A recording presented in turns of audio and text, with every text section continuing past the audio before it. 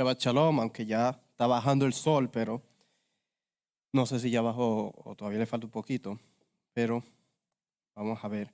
Es un gusto siempre tener la oportunidad y el honor de poder enseñar la palabra del Eterno. Vamos a estudiar un poquito sobre lo que es la porción de esta semana.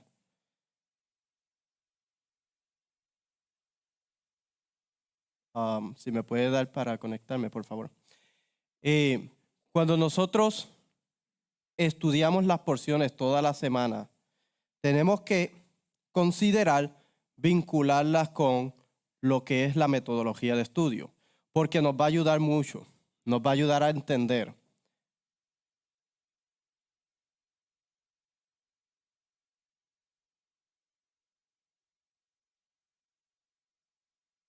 Listo. Ok, hay veces que nosotros estamos estudiando algunos textos y obviamente no lo vamos a entender si no entendemos la cultura, la arqueología, la historia, la topografía y todo lo que tiene que ver con la metodología. Esta porción es una porción que tiene muchos elementos de la metodología que podemos estudiarlo de varias formas. Podemos estudiarlo basado en los convenios, utilizando el voto que hizo Jacob. Podemos estudiarlo utilizando la localidad o el lugar en donde él se acostó, que dice que fue Macón o Jamacón, el lugar. Cuando nosotros estudiamos y conectamos esa palabra, nos vamos a dar cuenta que es un lugar específico.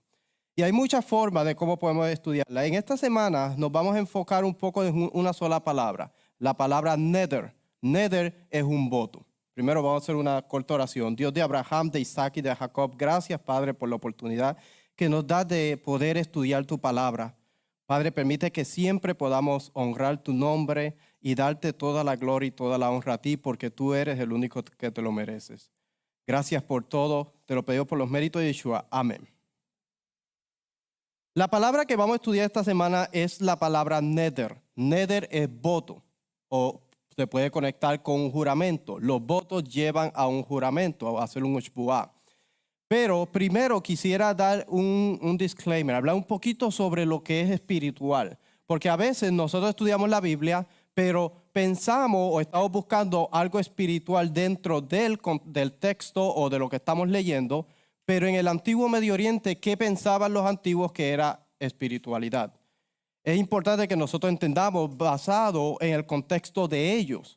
Porque la Biblia, recuerde que fue escrita para nosotros, pero no a nosotros. Nosotros no somos la audiencia en ese momento. La forma en cómo ellos vivían, la forma como ellos practicaban o hacían las cosas a diario, era muy distinto a cómo se hacen hoy día. Hoy día nosotros entendemos la Biblia y la leemos y tratamos de aplicar ciertas cosas a la vida utilizando el tiempo que nosotros vivimos hoy día. La audiencia no era la misma. Entonces, por eso es que nosotros tenemos que utilizar lo que es la metodología, entender lo que es el contexto de la carta, el contexto del templo. Por ejemplo, la palabra Jamacón tiene que ver con el contexto del templo. El contexto geográfico, en donde se encontraba en ese momento, contexto histórico, contexto cultural. ¿Cómo vivían ellos? ¿Cuál era el contexto cultural en donde ellos se encontraban? Por ejemplo, en esta porción tenemos a Jacob que va a ir desde Beersheba, va a ir hasta lo que es Padán Aram. ¿Dónde era Padán Aram? ¿Quiénes vivían en Padán Aram? ¿Quiénes son las personas de ese lugar? ¿Cuál es la historia? Pues sabemos que también Abraham en cierto momento salió de allá. ¿Quién es Labán? ¿Quién es su familia? O sea, son cosas que nosotros tenemos que considerar cuando estamos estudiando la porción semanal. Y cuando nosotros vemos lo que era para una persona del antiguo Medio Oriente espiritual, nos vamos a dar cuenta que la forma en cómo ellos vivían todos los días, cómo se levantaban, le hacían las ofrendas a las deidades y cómo ellos se manejaban en el diario vivir, era lo que se llamaba espiritual. Era lo que se consideraba algo espiritual. En Israel eso no cambia. Sigue siendo lo mismo. Solamente que la dirección, en vez de pensar que hay distintos dioses, que se pensaba que habían dioses, habían demonios, dioses buenos, dioses malos, en Israel todo se basa solamente en el único Dios verdadero, el Dios de Abraham, el Dios de Isaac y el Dios de Jacob. Pero la forma en cómo ellos viven va a ser lo mismo.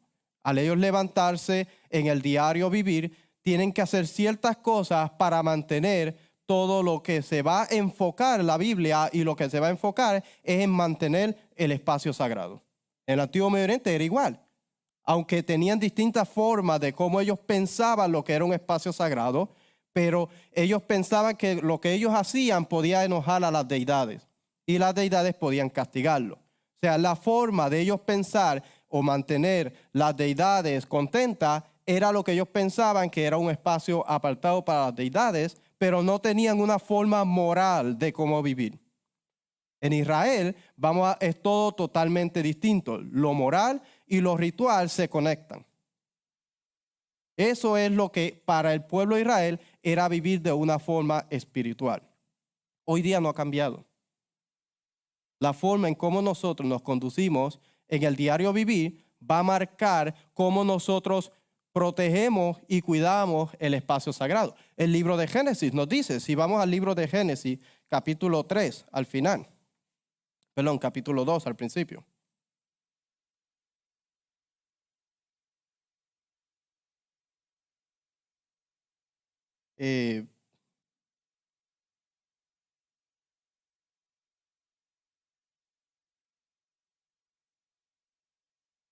Dice,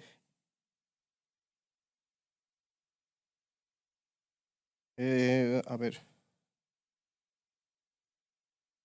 donde dice que el Eterno los puso para que cuidaran y para labrar y cuidar el jardín.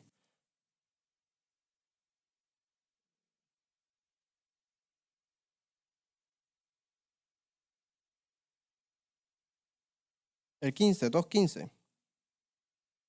Ajá, sí, ese, gracias. Dice, tomó pues a Adonai al hombre y lo puso en el huerto de Edén para que labrara y cuidara y guardase. Cuando nosotros estudiamos esas dos palabras, shomer y abodá, tenía que ver con proteger y cuidar el espacio sagrado. La pregunta sería, ¿cómo lo protegía?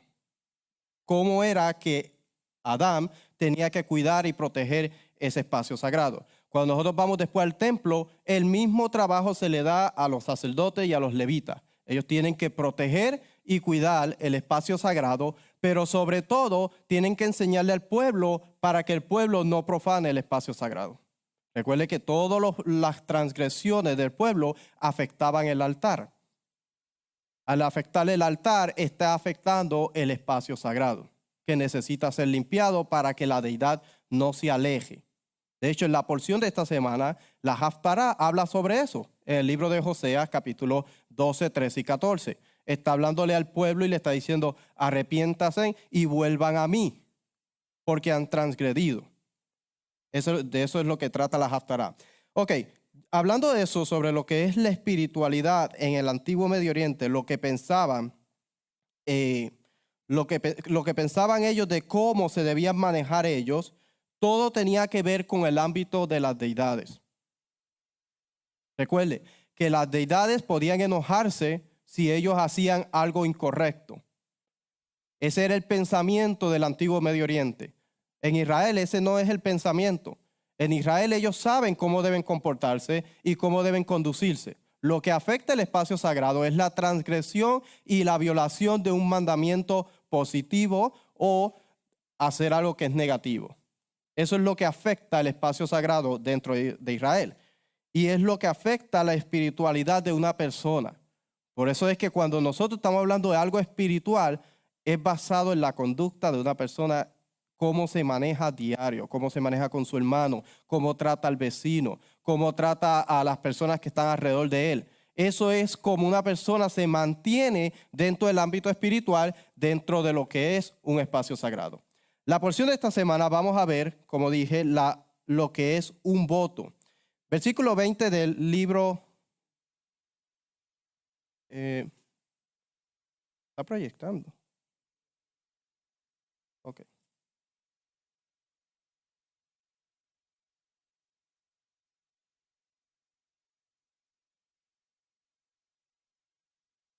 El libro de Génesis, capítulo 28 y versículo 20. Por favor, lector.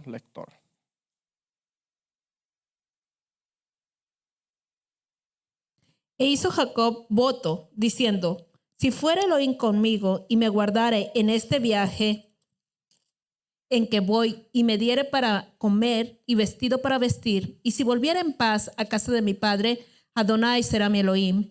Y esta piedra que he puesto por señal será casa de Elohim, y de todo lo que me dieres, el diezmo apartaré para ti.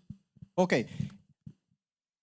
A Jacob está haciendo un voto de que si Dios lo va a proteger. Ahora, un par de versículos antes dice que él tuvo un sueño. Dice el versículo 13. Dice, y aquí el Señor estaba sobre ella. Versículo 12. Y tuvo un sueño, y aquí había una escalera apoyada en la tierra, cuyo extremo superior alcanzaba hasta el cielo. Y aquí los ángeles de Dios subían y bajaban por ella. Y aquí el Señor estaba sobre ella, y dijo: yo soy el Señor, el Dios de tu padre Abraham, el Dios de Isaac. La tierra en la que está acostado te daré a ti y a tu descendencia. Cuando nosotros vemos esta promesa que Dios le está haciendo, estamos viendo el mismo patrón que hizo con Abraham, que hizo con Isaac. Le está prometiendo la tierra. También tu descendencia será como el polvo de la tierra, y te extenderás hacia el occidente y hacia el oriente, hacia el norte y hacia el sur, y en ti y en tu simiente serán bendecidas todas las familias de tierra. Lo mismo que le dijo a Abraham. He aquí yo estoy contigo y te guardaré, y por donde quiera que vayas, y te haré volver a esta tierra. Dios le está diciendo que Dios lo va a proteger, lo va a cuidar y lo va a hacer volver a esa tierra. Porque Él tiene que decir: si me proteges, si me guardas, te voy a dar esto. No tiene lógica, ¿verdad que no?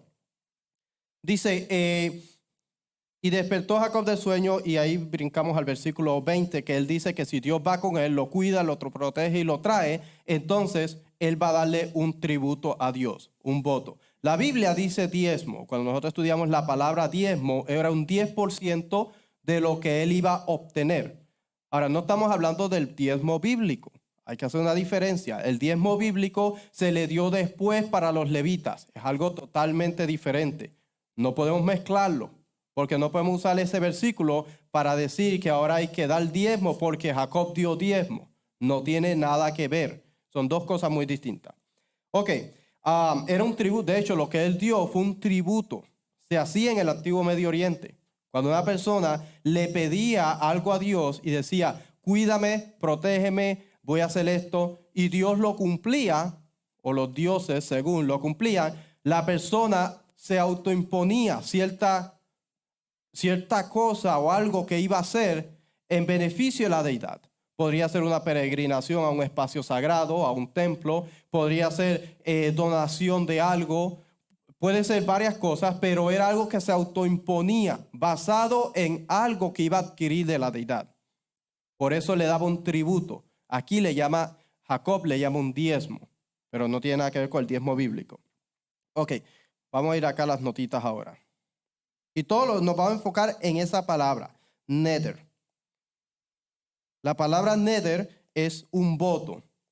Ahora, cuando nosotros estudiamos neder, el voto, están relacionados con lo que es, los votos se pueden relacionar con lo que es un eshbuá. Un eshbuá es un juramento. Una persona hace un voto y luego ratifica ese voto con lo que es un juramento.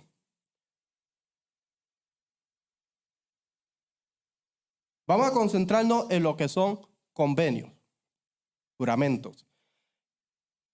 Los juramentos es un tema bien recurrente en la Escritura. Lo van a encontrar por todos lados, el convenio.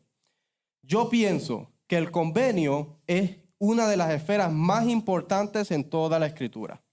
De ahí parte todo lo demás, lo que es la justicia y la bondad, lo que es el honor y la vergüenza, lo que es nueva creación, lo que es caos y orden y lo que son espacios sagrados. Una persona entra en convenio con el Dios de Israel, tiene responsabilidades, tiene estipulaciones, tiene cosas que tiene que seguir para mantener esa relación de convenio. También hay consecuencias si no cumple con ellos. Entonces yo pienso que para entender muchas cosas en la Biblia, el convenio es importante entenderlo. Si nosotros entendemos lo que es un convenio, la fórmula en cómo se hace un convenio, las estipulaciones de un convenio, muchas discusiones o muchos pensamientos que tenemos sobre ciertas cosas bíblicas no los tendríamos. Porque entendemos que el convenio es algo legal. Que una vez nosotros entramos en ese convenio, ahora tenemos responsabilidades. No podemos decir, no, yo no voy a hacer esto porque no me gusta hacerlo, porque parte del convenio es hacer eso. Dice, hay que guardar el Shabbat, hay que guardar el Shabbat. No, pero que yo no puedo por aquí. No, es parte de un convenio. Si nosotros entendemos la legalidad de un convenio, la legalidad bíblica, vamos a comprender muchas cosas. El libro de Génesis capítulo 18, Dios le dice a Abraham que le iba a enseñar a sus hijos. Dios sabía que él le iba a enseñar a sus hijos a guardar el camino de la justicia y bondad y caminar en él. Importante porque dice que iban a caminar, le iba a enseñar a caminar, halach.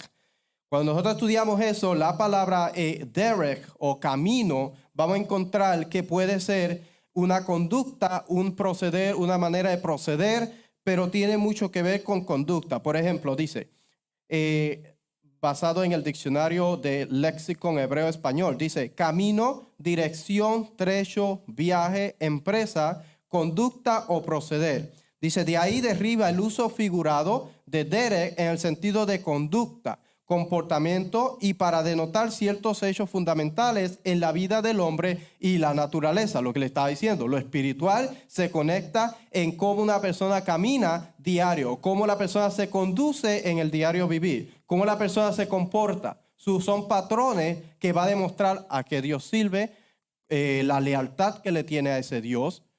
Todo eso lo va a demostrar la persona en el diario vivir. Levíticos 11, 44 y 45 nos habla de lo que son los llamados de santidad.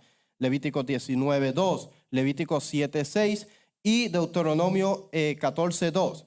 Llama al pueblo, Deuteronomio 14, 2, por favor.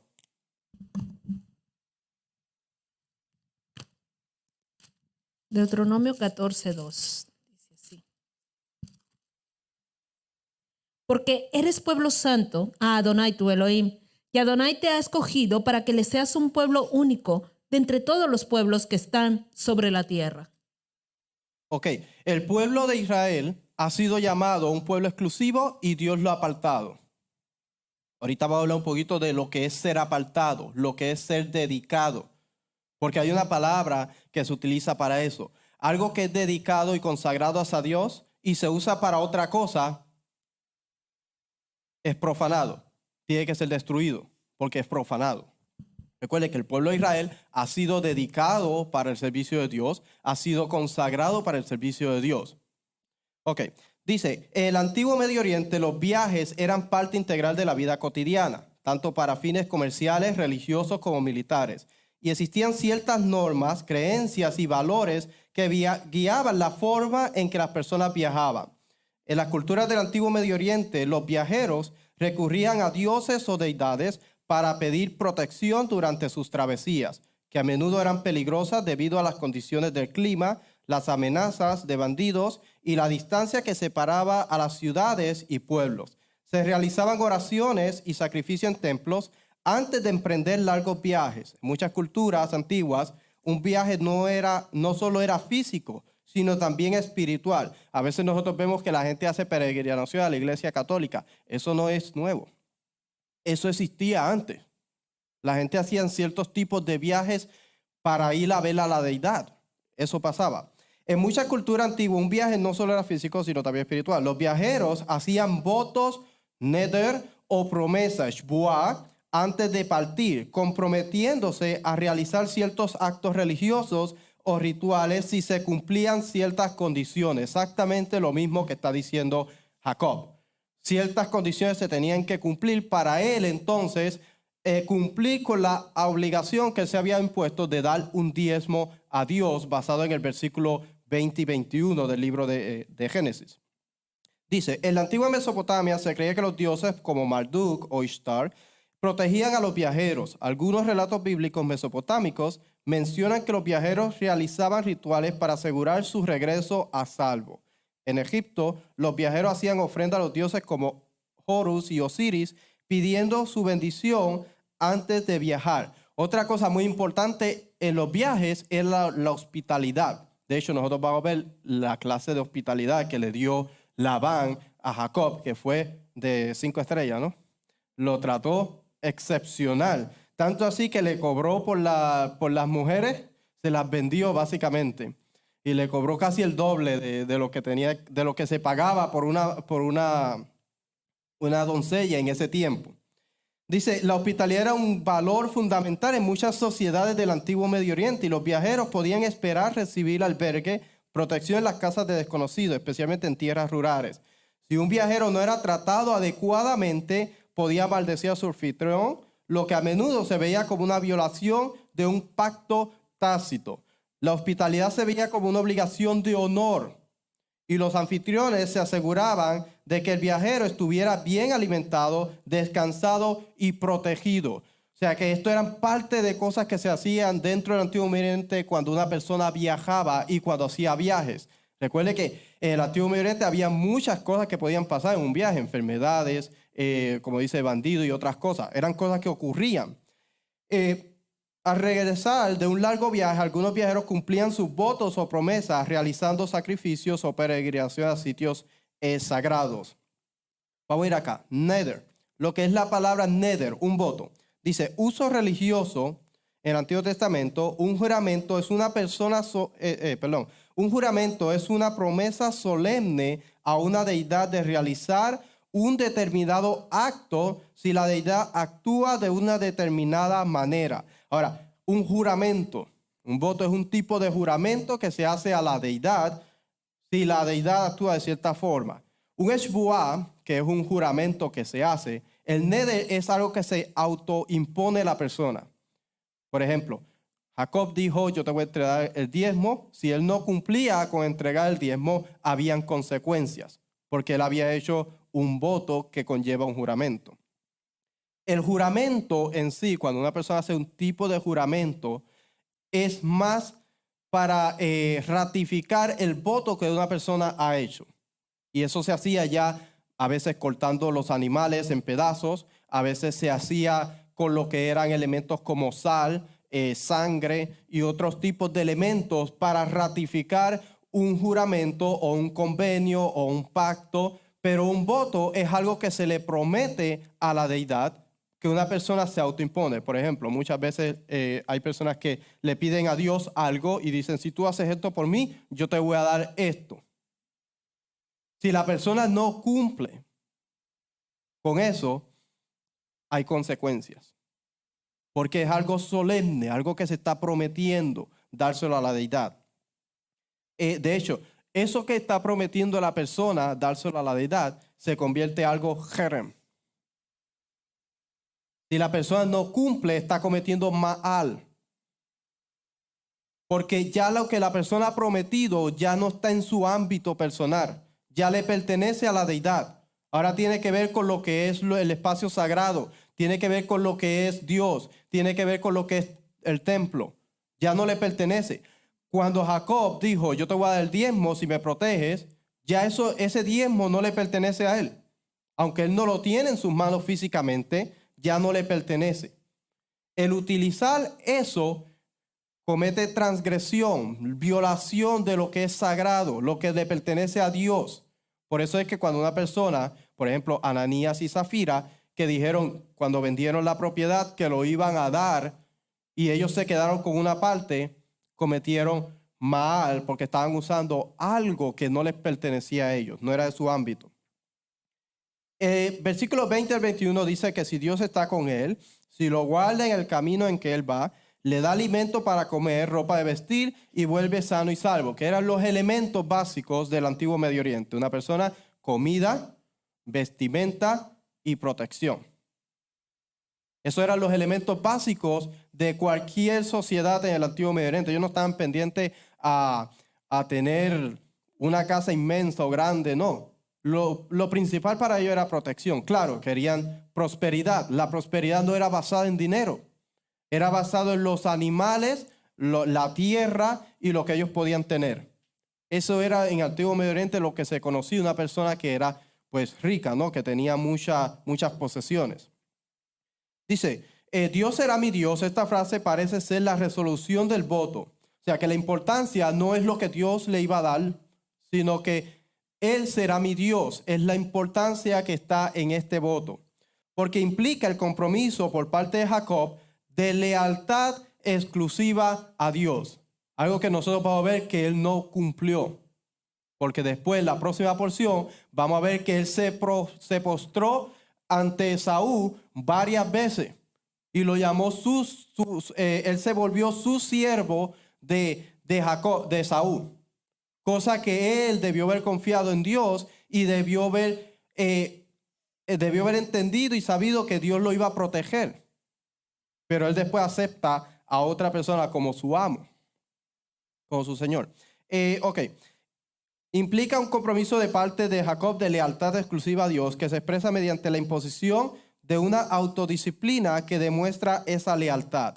Y él establece una piedra y dice, será la morada de Dios. La piedra funcionará como testigo del voto de Jacob. Una inscripción aramea del siglo 5, 6, 7, 8 dice, procedente de Sefirem en Siria, denomina la palabra que utiliza a cada piedra vertical en la que está inscrito el tratado. O sea que las piedras se utilizaban como un tipo de señal de un tratado que se había hecho. También se utilizó para la idolatría, las piedras. Se establecían las piedras al lado de un altar y se utilizó muchas veces para la idolatría. Pero nosotros vemos que Jacob no lo está haciendo en una forma idolátrica porque él menciona el nombre de Dios, Elohim. La forma como dice Elohim, podemos distinguir por qué se está relacionando con Dios. Dice, se trata de cognado arameo del hebreo masheba, la palabra para lo que es la piedra que levantó, o un tipo de piedra. Dice, ya que ambas palabras derivan de la misma raíz. Este texto también designa estas piedras idénticas, moradas de los dioses, cuando sirven de testigos de tratado. Está claro que Maseba es el término genérico para designar una losa de piedra erguida independientemente de su función. Beit Elohim, morada de Dios, es una subcategoría específica de la Maseba, o esa piedra que se levantó. Se llama así porque simboliza la presencia divina que vigila el cumplimiento o la infracción de los términos de un tratado o un voto. O sea que esta piedra es una señal, es un testigo de que la persona cumpla, en este caso Jacob, o no cumpla. Recuerde que con Labán va a pasar lo mismo. Ellos van a hacer unos juramentos y se levantan piedras. Se establecen piedras que dicen ni tú vas a pasar para allá ni tú vas a pasar para acá. Son señales, testimonio. En el pueblo de Israel, Moisés llama a los cielos y la tierra para que sean testigos del juramento que Israel va a hacer, del convenio en el cual va a entrar en el capítulo 19, 20 y el capítulo 24 del libro de Éxodo. Dice, diferencias. La palabra neder está relacionada con el verbo nadar, hacer un voto. Un neder en el Antiguo Testamento es siempre un voto hecho a Dios, nunca entre dos seres humanos. El neder es resultado del voto o la cosa ofrecida para cumplir un voto. Era un tipo de ofrenda de agradecimiento a cambio del favor de Dios y podía acompañar o ser un holocausto o una ofrenda de paz, Levítico 7:16, Números 32. Menciona no solo un neder, sino también un juramento, un eshbuá, y la obligación, izar, por lo que resulta instructivo a la hora de considerar en qué se diferencian estos términos. Por ejemplo, el voto es un neder que se jura, nadar, y se sella con un eshbuá, con un juramento. O sea que el neder no solamente es un voto, sino que la persona lo va sellando, lo va haciendo un tipo de procedimiento legal que obliga a esa persona a cumplir con ese voto.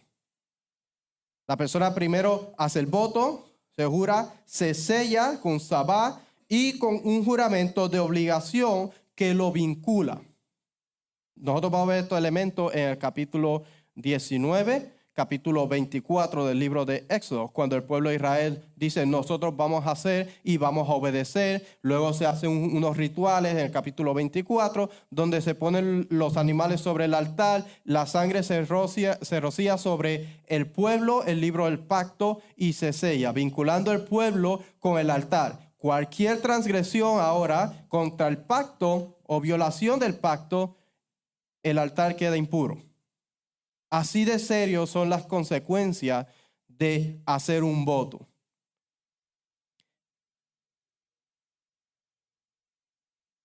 No exactamente tiene que sellarlo, porque una persona puede hacer un voto y no tiene que hacer un juramento. Pero el voto promete, es una promesa a la deidad de todas formas. Derramó aceite, sí, es sobre la piedra. Realmente no encontré como que algo que diga en los comentarios que exactamente fue algo, pero puede ser un tipo de sello que hizo, no sé la verdad. Pero la cuestión es que puso un testimonio. La piedra era testimonio de lo que él había hecho. Es un tipo de juramento, básicamente. Aunque no todo el tiempo se empleaba los elementos de un juramento, pero un voto a la deidad en sí ya era un compromiso con la deidad.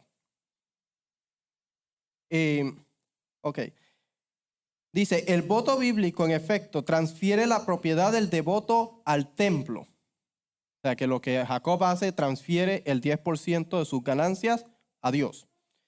El incumplimiento genera responsabilidad por transgresión de la propiedad del templo. O sea que cuando la persona separa, si yo separo algo para Dios, se vuelve jerem, consagrado a Dios. La palabra jerem significa dedicado o consagrado para Dios o dedicado o consagrado para destrucción.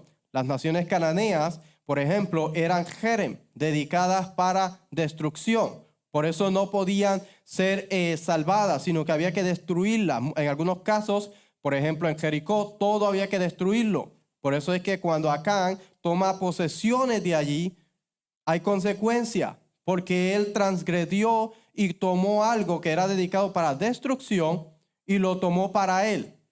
Cometió el pecado de Maal. Esa es la importancia de cuando nosotros hacemos un juramento, un voto, y luego transgredimos el voto, ofreciéndole algo a Dios y lo utilizamos para otra cosa. Dice, las consecuencias de la violación de un juramento, por el contrario, están integradas en el juramento mismo. El juramento es una maldición invocada sobre el jurante en caso de que se viole el juramento. Por ejemplo, cuando pasa Dios por las partes con Abraham. Como Abraham no juró, Abraham no hizo ningún juramento, sino que Dios juró por él mismo. Si Abraham comete un tipo de transgresión contra el convenio, realmente, por ejemplo, la tierra que depende de ese juramento, la tierra siempre va a seguir siendo Israel, de su descendencia, porque él juró por él mismo. Entonces, es un tipo de juramento en donde Dios invoca las maldiciones, o sea, los animales muertos. A Dios le pasaría eso si Dios no cumple con el juramento. Por eso es que nosotros sabemos que Dios siempre va a ser fiel, porque Dios no va a hacer algo en contra de sí mismo. Y Dios vive para siempre. Por eso es que nosotros sabemos que Dios va a cumplir. Por eso es que sabemos que la tierra es de Israel. Por eso es que sabemos que el pueblo es Israel. Por eso es que sabemos que el sacerdocio es Leví y a los hijos de Aarón los únicos que pueden oficiar en el templo. Porque Dios se lo prometió y Dios hizo juramento. Dios no se lo puede quitar. Cuando nosotros entendemos esto, no solamente entendemos eso, sino que entendemos que una persona que dice ser parte del pueblo de Israel es consagrada y dedicada para el servicio de Dios. Se vuelve ahora siervo de Dios. Si esa persona hace cosas que van en contra de Dios, hay consecuencias. Porque la persona se ha sacado del ámbito profano y se ha establecido en el ámbito de santidad. Ahora la persona, la conducta, la forma de vivir, la forma de hacer las cosas, tiene que estar basado en lo que trae el espacio sagrado, lo que mantiene el espacio sagrado en un estatus de pureza. Por eso es que Adán falló. Adán tenía que proteger el espacio sagrado. Aarón y sus hijos tenían que proteger el espacio sagrado. El pueblo de Israel tiene que proteger la tierra, la santidad de la tierra. Porque Dios ha separado el pueblo, lo ha hecho santo. Dice, el voto es una forma especial.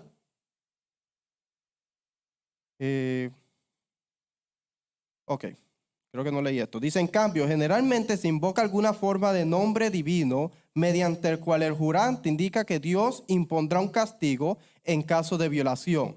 El voto es una forma especial, es la obligación incondicional autoimpuesta que ata a la persona que hace el juramento. Una forma de vida peculiar o particular. Una forma de vida particular. Nosotros leímos 1 de Pedro capítulo 1, 15 y 16, por favor. Que ata a la persona que hace el juramento una forma de vida particular durante un periodo de tiempo o perpetuamente. 1 de Pedro 15:1. Sino como aquel que os llamó es santo, sed también vosotros santos en toda vuestra manera de vivir, porque escrito está, sed santos porque yo soy santo. Entonces, cuando nosotros leemos en lo que son las cartas del primer siglo, siempre están llamando al pueblo a hacer ¿qué? A ser santo. ¿Por qué? De hecho, eso es lo mismo que está citado en la parashá Kedoshim, que es un llamado a la santidad. Al pueblo, no hagas esto, no hagas esto, no hagas esto, no hagas esto, porque yo soy santo, yo habito en medio de ustedes, no profanen el espacio donde yo habito. Dice, mi preciada posesión en hebreo segulá, al igual que su connotado, denota originalmente una propiedad valiosa sobre lo que se tiene un derecho exclusivo de posesión. Estoy hablando de, en este caso, la palabra posesión que habla el libro de Levítico varias veces, que el pueblo de Israel es la posesión especial de Dios. Dice, exclusiva posesión, tiene un significado literal y también se usa así en textos rabínicos. Posteriormente se empleó en un sentido figurado en textos teológicos y políticos del antiguo Próximo Oriente. Un sello real designa a su propietario como sikitum o propiedad de Dios, su siervo y amado. ¿A poco Dios no llama a su pueblo su siervo? Y también dice en las cartas del primer siglo, dice que Dios nos ha sellado, ha puesto su sello sobre nosotros. Dice, designa a su propietario, una carta del soberano hitita, rey Ugarí, caracteriza a su vasallo como su siervo, posesión preciada. La descripción bíblica de Israel como segulá de Dios, posesión de Dios, o como su am segulá, mi posesión, pueblo atesorado, como en Deuteronomio 7:6, por favor.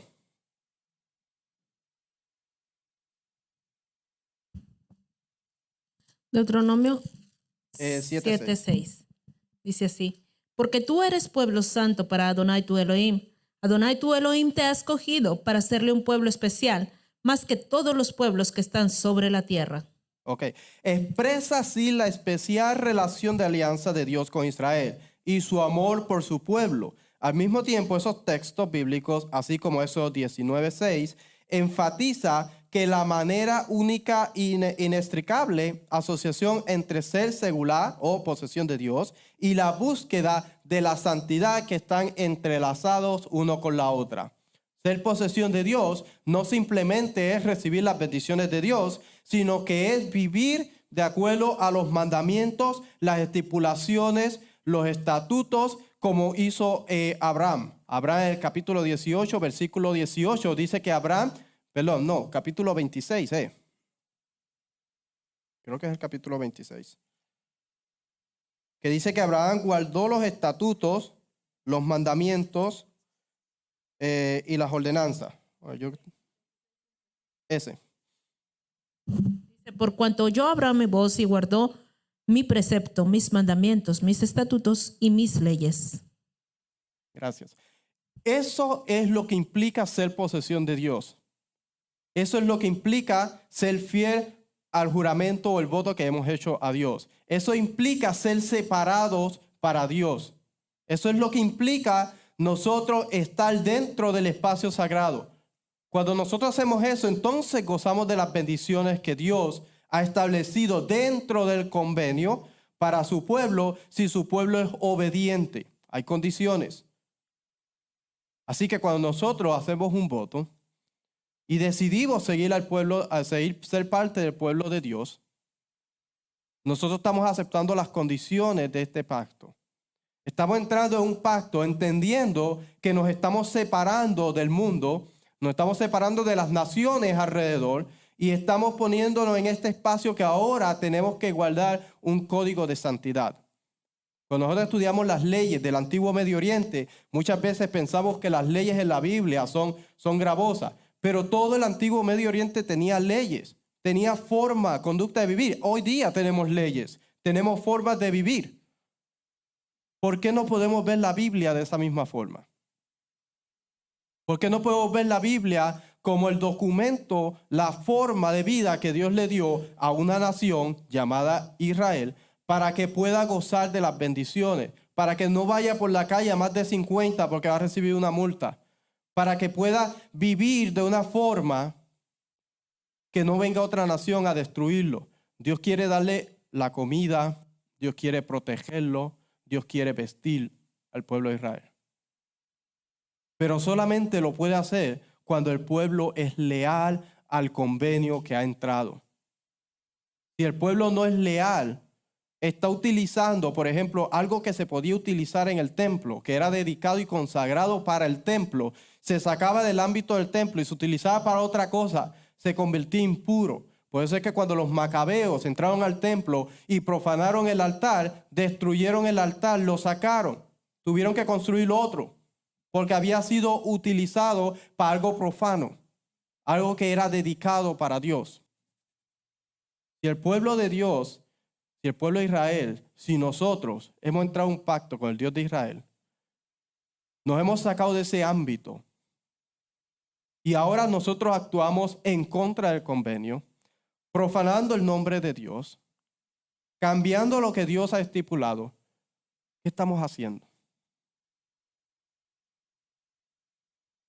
¿Qué es lo que vamos a esperar que Dios va a hacer si nosotros, en vez de cuidar y proteger el espacio sagrado, estamos haciendo que otros destruyan el espacio sagrado con nuestras acciones? Si Dios no perdonó a Nadab y Abiú cuando presentaron fuego extraño, y no perdonó al pueblo de Israel cuando transgredió el convenio y permitió que otras naciones los conquistaran, ¿qué podemos esperar nosotros si hacemos seguimos los mismos patrones y las mismas conductas que el pueblo hizo muchas veces? ¿Qué podemos esperar? Efesios, vamos a ir. Efesios 1, 13 al 14, por favor.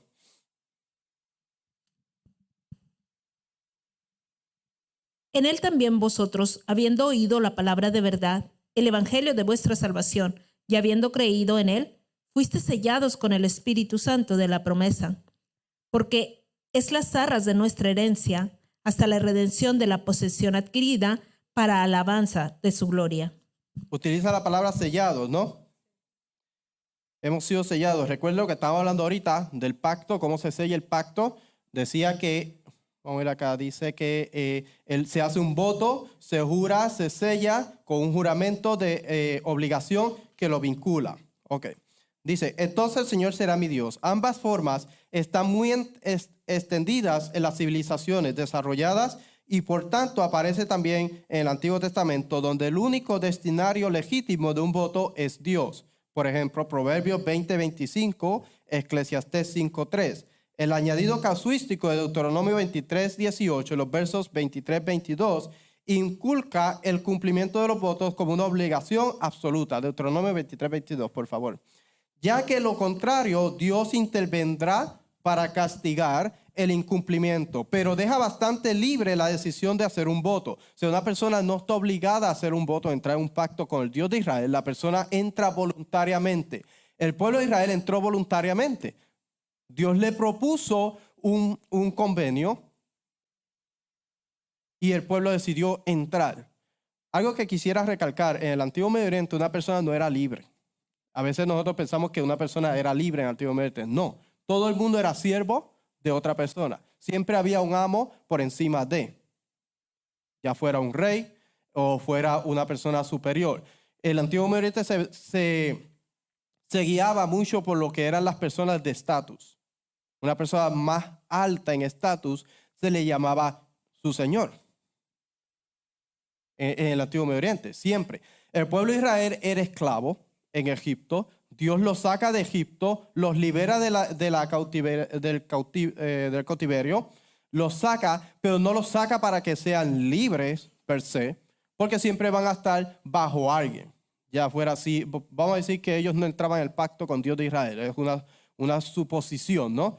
Alguna nación los iba a conquistar y los iba a adherir a ellos, y iban a ser ya fuera esclavos o fueran unos vasallos. Iba a pasar eventualmente, porque así era como se dirigían las naciones en el Antiguo Medio Oriente. Dios los saca de Egipto, los llama para que sean sus siervos. Eso no le da derecho a hacer lo que ellos quieran. Ahora ellos son siervos del Dios viviente, del único Dios. Ahora la forma de ellos comportarse tiene que ser basado en lo que su Señor le dice, lo que su amo le dice, lo que su soberano le dice. ¿Qué dijimos? Deuteronomio 23, 22. Mas cuando te abstengas de prometer, no habrá en ti pecado. ¿Del 18? 23, 18. No traerás la paga de una ramera ni el precio de un perro a la casa de Adonai tu Elohim por ningún voto, porque abominación es a Adonai tu Elohim tanto lo uno como lo otro. Ok, no, creo que no es el texto que estaba buscando, pero hay un lugar, lo vamos a tener más adelante. Dice acá, o sea que si una persona no cumplía con su voto, Dios intervendrá para castigar el incumplimiento, pero deja bastante libre la decisión de hacer un voto. Esto concuerda con la afirmación en el libro de Eclesiastés, de que es mejor no hacer un voto que no cumplirlo. Eclesiastés 5:4.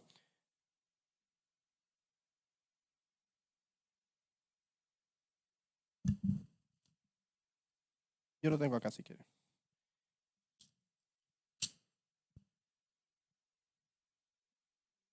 Lo tengo. Cuando a Dios haces promesa, no tardes en cumplirla, porque Él no se complace en los insensatos. Cumple lo que prometes.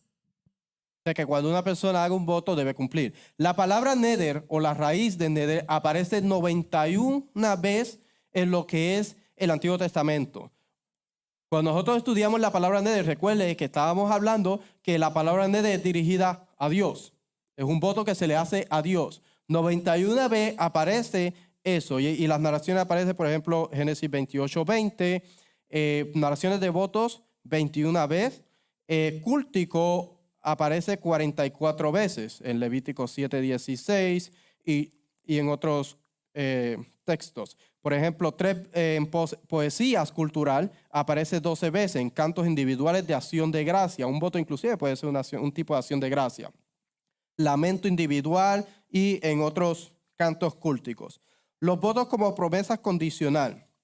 Dios insta a sus justos, Hasidim, a invocarle en el día de la angustia y promete liberarles. ¿Qué se espera? Que la invocación vaya acompañada de un voto. Se desprende de la orden de Salmo 50, 14 y 15. Dice de esta forma. Dice, ofrece a Dios ofrenda de acción de gracias y cumple tus votos al Altísimo. E invócame en el día de la angustia, yo te libraré y tú me honrarás. Pregunta, ¿hemos nosotros invocado a Dios para que nos salve de la muerte? Porque todos vamos a morir. Entonces, ¿no necesitamos nosotros darle un voto de agradecimiento a Dios por lo que Él ha hecho? Ok, seguimos. Dice Salmo 55. Juntadme mis santos, los que hicieron conmigo pacto con sacrificio. Dice, estas no son palabras de Dios, sino del orador por el demandante. El Salmo 50 es un tipo de demanda. Y no es porque el pueblo está fallando en cuestión a lo que son las ofrendas y cosas así en el templo, pero porque no está trayendo sus votos. Si nosotros leemos el capítulo completo, se va a dar cuenta de eso. Entonces, por eso sus votos, es decir, los vinculados por las obligaciones de pacto, los que están en pacto con Dios, tienen que cumplir con los votos. Un pacto con Él, literalmente su pacto. Su asignación va a ser leer el capítulo 50 del Salmo. En presencia de esto frecuentemente sentido ugarítico hebreo puede tener sentido aquí. Por ejemplo, el juramento hecho en presencia del animal sacrificado era una formalidad que daba validez al pacto. Las tablillas de Halakha relatan que el tratado hecho entre Abraham y Abán y Yaram Lim, Abán sacrificó una oveja para hacer un pacto con Yaram Lim y acompañó este acto poniéndose bajo juramento. El juramento de los dioses se hizo casi simultáneamente con el pacto del sacrificio. Esta traducción de Ale pone de manifiesto una afinidad inadvertida del presente versículo con la descripción de la alianza hecha con Abraham en presencia de los animales en Génesis 15, 17 y 18, que se parecería a algo así más o menos de Abraham. Saqué esto de una página más o menos de Google, donde enseña más o menos un tipo de imagen de cómo hubiera sido un tipo de convenio en el antiguo Medio Oriente. Se cortaban las piezas y se pasaba entre medio de ellas para ratificar ese convenio.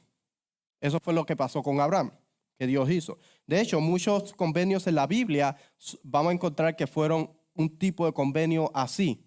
Y cuando por ejemplo, hay algo que pasó en Israel, no recuerdo dónde, pero ellos rompieron el convenio y cogieron un animal y lo cortaron en 12 pedazos y lo mandaron a las 12 tribus de Israel, porque habían roto un convenio.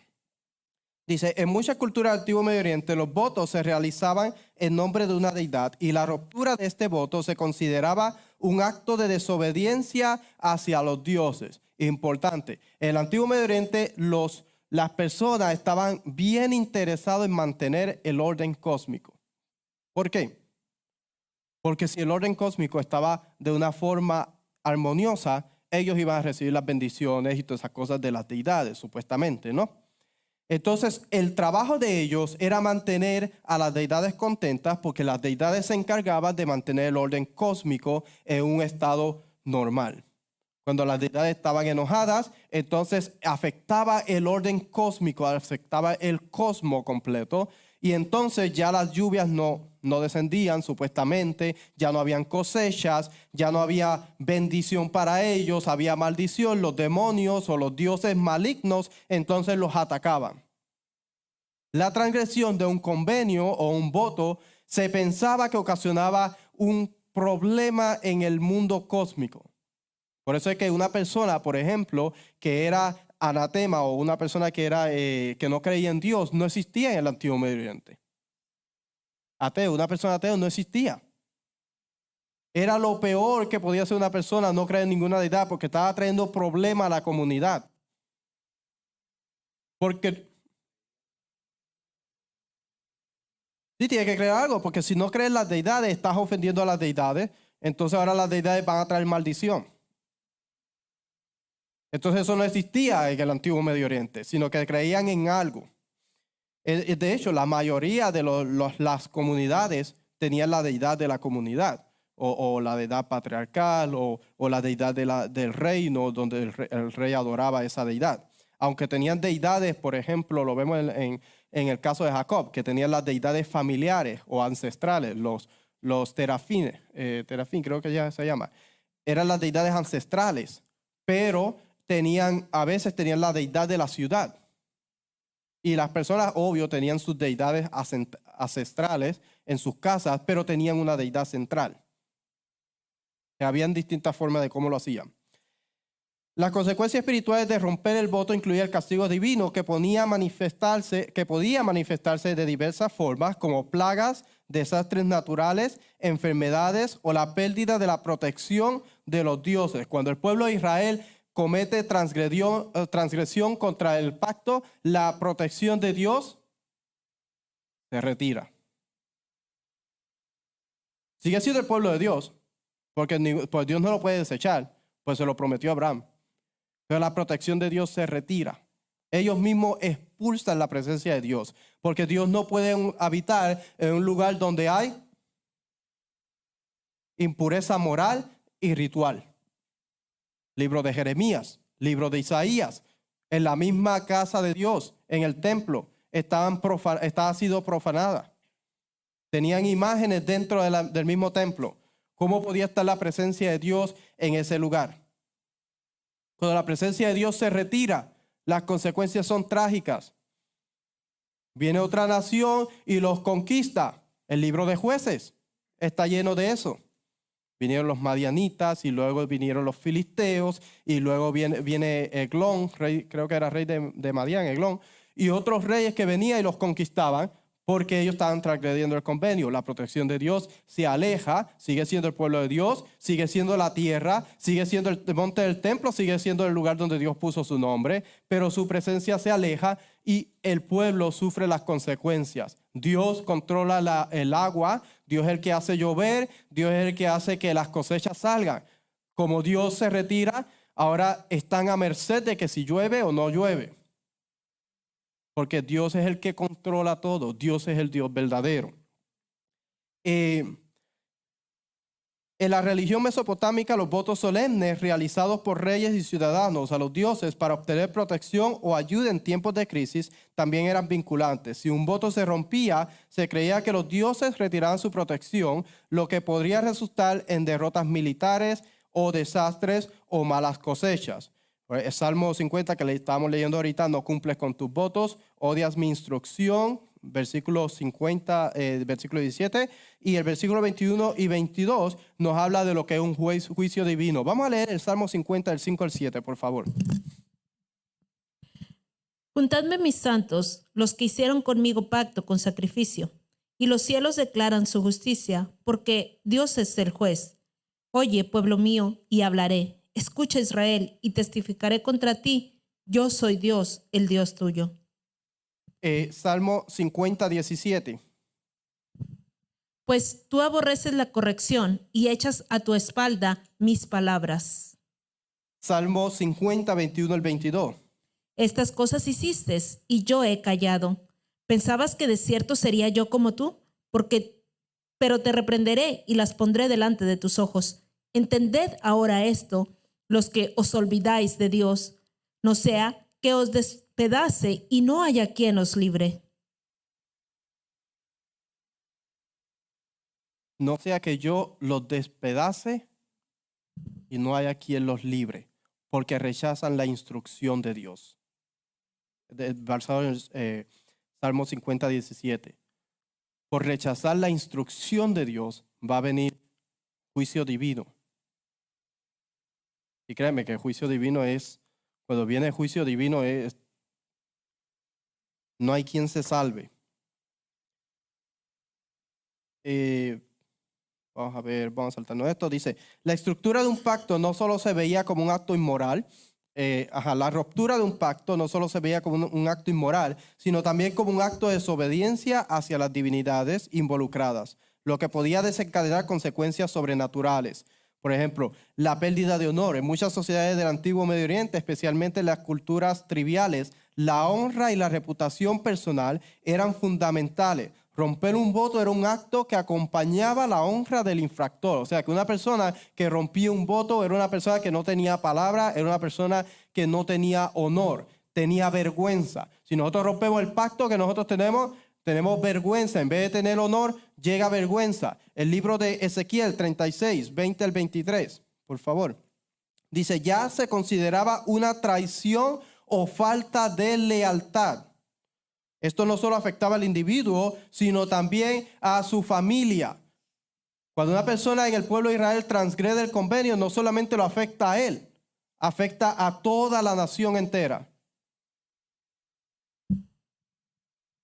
Ezequiel 36, 20 y 23, al 23. Y cuando llegaron a las naciones a donde fueron, profanaron mi santo nombre, diciéndose de ellos, estos son el pueblo de Adonai, y de la tierra de él han salido. Pero he tenido dolor de ver a mi santo nombre profanado por la casa de Israel entre las naciones a donde fueron. Por tanto, di a la casa de Israel, así ha dicho Adonai el Señor, no lo hago por vosotros, oh casa de Israel, sino por causa de mi santo nombre, el cual profanasteis vosotros entre las naciones a donde habéis llegado. Jeremías 3:20 dice, ciertamente como una mujer se aparta pérfidamente de su amado, así habéis sobrado pérfidamente conmigo, oh casa de Israel, declara el Señor. Isaías 52:5, por favor. Está más cerquita de Ezequiel, ¿no? Ok, Isaías 52:5. Y ahora, ¿qué hago aquí? Dice Adonai, ya que mi pueblo es llevado injustamente. Los que en él se enseñorean los hacen aullar, dice Adonai, y continuamente es blasfemado mi nombre todo el día. Ezequiel 22:26 dice, sus sacerdotes han violado mi ley y han profanado mis cosas sagradas. Entre lo sagrado y lo profano no han hecho diferencia. Y entre lo inmundo y lo limpio no han enseñado a distinguir. Han escondido sus ojos de mis días de reposo y he sido profanado entre ellos. Primera de Pedro 2:9. Primera de Pedro 2:9. Mas vosotros sois linaje escogido, real sacerdocio, nación santa, pueblo adquirido por Dios, para que anunciéis las virtudes de aquel que os llamó de las tinieblas a su luz admirable. Dice acá, voto para entrar en pacto. El concepto de un voto para entrar en pacto con el Dios de Israel es central en la tradición bíblica y refleja la importancia de la relación entre el pueblo de Israel y su Dios. En el Antiguo Testamento los votos y pactos con Dios son fundamentales ya que representan promesas solemnes de devoción, obediencia y lealtad. Un voto se definía generalmente como una promesa o compromiso hecho por un individuo o por el pueblo de Israel ante Dios. El Dios de Israel, los votos podían implicar varias formas de dedicación o compromiso, tales como la dedicación de un sacrificio, la ofrenda de una acción específica o la dedicación de una vida a servir a Dios. Por ejemplo, el libro Levíticos 27:28 que dice, sin embargo, cualquier cosa dedicada que alguno separe para el Señor, de lo que posea, sea hombre o animal, o campo de su propiedad, no se venderá ni redimirá. Toda cosa dedicada es santísima al Señor. De hecho, por eso una persona que sea pobre y es esclava no puede venderse a otra nación. Porque la persona es consagrada, es parte de un pueblo consagrado a Dios. Por eso no puede escoger un siervo y venderlo a otra nación. No puede venderlo como esclavo, porque de hecho dentro del pueblo de Israel era siervo. No era esclavo dentro de Israel. Si lo vendía a otra nación, se convertía en siervo. Y era algo consagrado para Dios. Todo el pueblo es consagrado a Dios. Entonces no puede venderlo a otra nación. Dice, el pacto con Dios es un acuerdo mutuo que va más allá de un simple voto. Es un compromiso formal entre Dios y su pueblo en el que Dios promete proteger, bendecir y guiar a Israel, mientras que el pueblo debe ser obediente a la ley divina y seguir el camino de Dios, basado en Génesis 18:19. Por ejemplo, el pacto que Dios hace con Abraham, el pacto que Dios hace con el pueblo de Israel en el monte Sinaí, después ratificado. Jeremías 31 al 34, por favor. Que dice, a través del profeta Jeremías, Dios anuncia un nuevo pacto en el futuro, uno que se basará solo en la ley escrita, sino que no solo se basará en la ley escrita, sino en una relación interna y personal con Dios, donde la ley de Dios será escrita en los corazones del pueblo. He aquí que vienen días, dice Adonai, en los cuales haré nuevo pacto con la casa de Israel y con la casa de Judá, no como el pacto que hice con sus padres el día que tomé su mano para sacarlos de la tierra de Egipto, porque ellos invalidaron mi pacto, aunque fui yo un marido para ellos, dice Adonai. Pero este es el pacto que haré con la casa de Israel después de aquellos días, dice Adonai. Daré mi ley en su mente y la escribiré en su corazón, y yo seré a ellos por Dios, y ellos me serán por pueblo. Y no enseñará más ninguno a su prójimo, ni ninguno a su hermano, diciendo, conoce a Adonai, porque todos me conocerán, desde el más pequeño de ellos hasta el más grande, dice Adonai, porque perdonaré la maldad de ellos y no me acordaré más de su pecado. El pacto que Dios promete para un futuro. Vamos a terminar con esto, con el libro de Oseas capítulo 14, que de hecho es parte de la Haftará que se lee para el día antes de Yom Kippur. El Shabbat que cae se dice para Shabbat Shuvah. El Shabbat que se dice antes de Yom Kippur, que es el Shabbat de retorno, Shabbat Shuvah. Y quiero terminar con este capítulo leyendo. Consideremos que cuando nosotros entramos en un pacto con el Dios de Israel, nos estamos sacando del ámbito profano y estamos entrando dentro de un espacio sagrado. Algo consagrado para Dios. Ya no es consagrado para destrucción, sino consagrado para Dios. Se vuelve Jerem. Y el maestro Rico Cortés ha hablado mucho de lo que significa la palabra Jerem y lo que significa la palabra Maal. Una persona que transgrede o utiliza algo que ha sido consagrado para destrucción, comete Maal. Alguien que utiliza o usurpa algo que tiene que ver consagrado para Dios, también comete Maal. Si nosotros nos quitamos del ámbito común, de la esfera de acá afuera, eliminamos la rebelión, aceptamos al Mesías para que Dios pueda eliminar la muerte y arreglamos nuestro caos. Entendemos el convenio y entramos en convenio con el Dios de Abraham, Dios de Isaac y el Dios de Jacob. Ya no estamos fuera para hacer lo que nosotros pensemos que es correcto.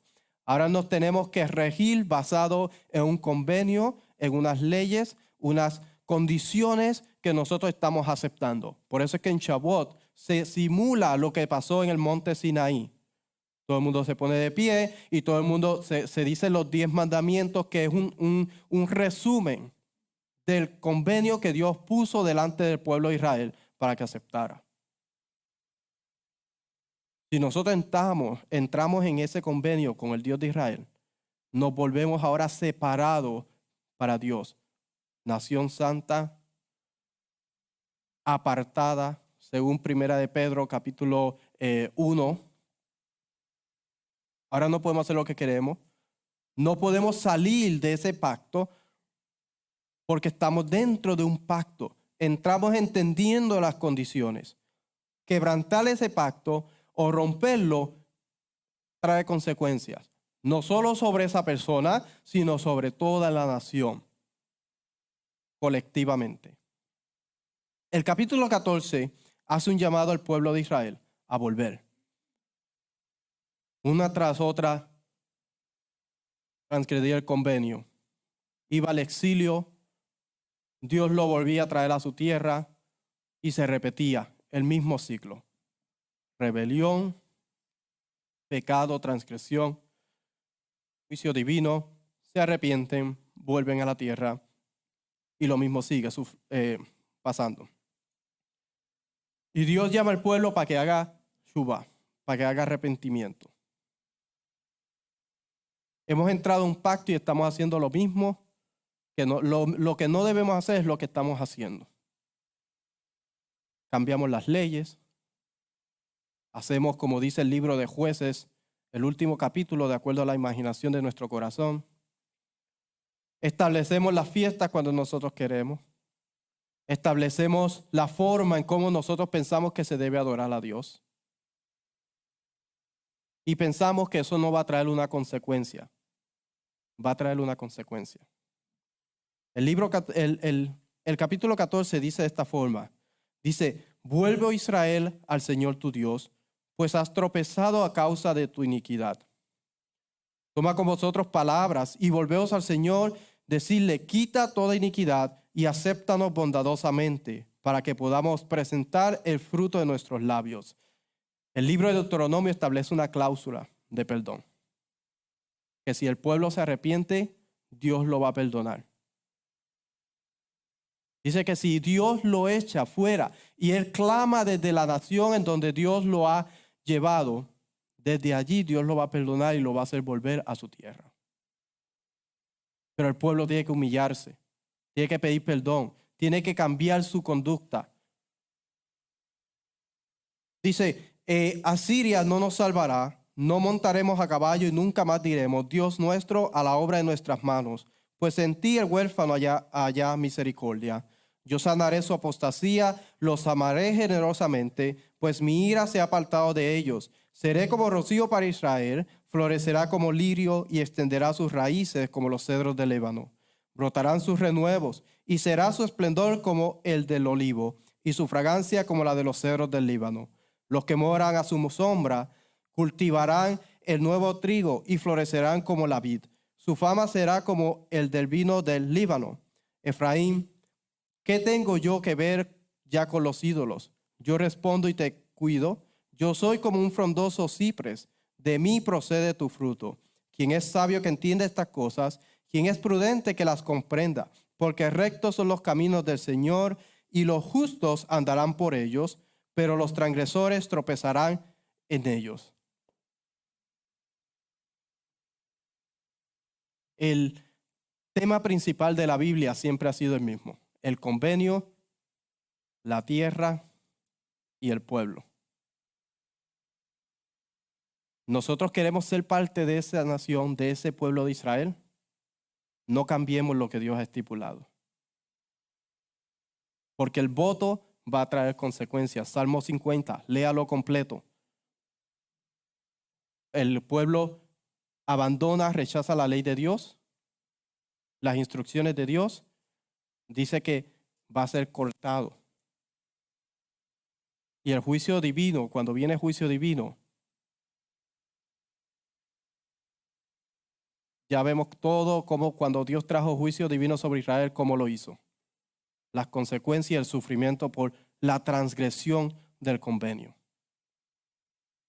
Que nosotros podamos considerar la porción de esta semana utilizando la palabra, una sola palabra, votos, lo que representa un voto en el Antiguo Medio Oriente, lo que representa el voto en la Biblia, y cómo nosotros, por nuestra infidelidad o por nuestra transgresión al voto que hacemos, podemos sufrir consecuencias, como podemos recibir bendición si somos leales a Dios y cumplimos con los votos y los juramentos que hacemos. Shalom.